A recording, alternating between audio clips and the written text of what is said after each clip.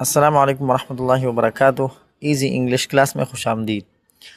آج ہم آپ کو بتائیں گے کہ چھوٹے چھوٹے جملے کس طریقے سے بنائے جا سکتے ہیں اور ہم ابتدا سے انگلش کس طرح سیکھ سکتے ہیں، اور یہ ویڈیو ان لوگوں کے لیے ہیں جو بالکل انگلش کا ایک لفظ بھی نہیں جانتے، تو وہ بھی اس سے انگلش سیکھ سکتے ہیں۔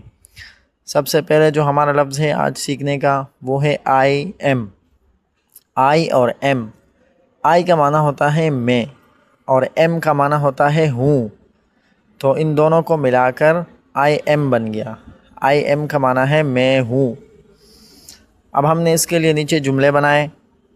اب ان جملوں میں آئی ایم استعمال ہوا ہے، آپ اس کو دیکھ سکتے ہیں اور سیکھ سکتے ہیں۔ جیسے آئی ایم اے ٹیچر، میں ایک استاد ہوں۔ آئی ایم اے اسٹوڈنٹ، میں ایک طالب علم ہوں۔ آئی ایم اے ڈاکٹر، میں ایک ڈاکٹر ہوں۔ آئی ایم اے فارمر، میں ایک کسان ہوں۔ آئی ایم اے ڈرائیور، میں ایک ڈرائیور ہوں۔ اسی طریقے سے یہ جملے، آئی ایم ہیپی، میں خوش ہوں۔ آئی ایم سیڈ، میں اداس ہوں۔ آئی ایم بیزی، میں مصروف ہوں۔ آئی ایم ٹائرڈ، میں تھکا ہوا ہوں۔ آئی ایم ریڈی، میں تیار ہوں۔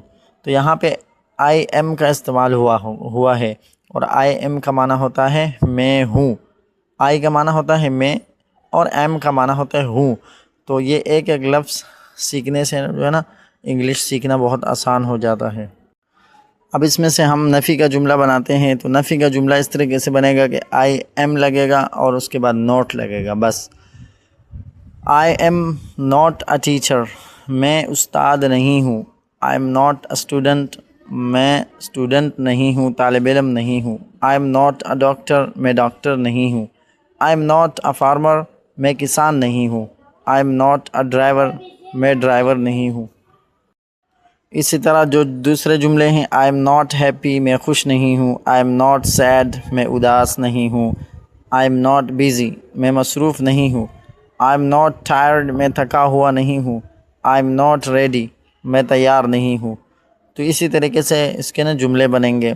آئی ایم کا استعمال ہوگا اور نفی میں جو جملہ بنے گا اس میں آئی ایم ناٹ کا استعمال ہوگا۔ تو یہ چھوٹے چھوٹے جملے ہیں، اس سے آسانی سے ساتھ انگلش بولی جا سکتی ہے۔